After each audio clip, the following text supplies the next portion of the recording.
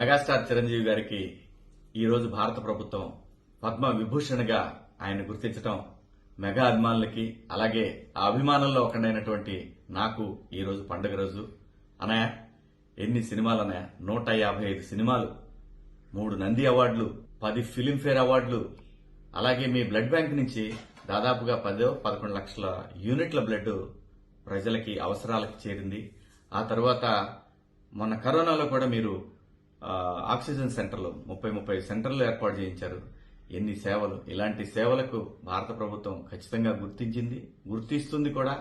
లేకపోతే మీలాంటి వారిని స్ఫూర్తిగా తీసుకుని చాలా మంది సేవా కార్యక్రమాల్లో పాల్గొంటా ఉన్నారు. వాళ్లలో నేను కూడా ఒకడిగా. నాకు స్ఫూర్తి ఏంటంటే, మనము సినిమా ఇండస్ట్రీకి వచ్చిన తర్వాత, మనల్ని ఇంత పెద్దవాళ్ళని చేసిన తర్వాత మనం కూడా సమాజానికి ఎంతో కొంత ఉపయోగపడాలి, సమాజానికి సేవ చేయాలనే ఆలోచన మాలాంటి వాళ్ళకు కూడా వచ్చింది. సో ఇంత పండుగ రోజున మీకు, మీ కుటుంబానికి శుభాకాంక్షలు తెలియజేస్తూ, భారత ప్రభుత్వానికి కృతజ్ఞతలు తెలియజేసుకుంటూ, జై చిరంజీవ.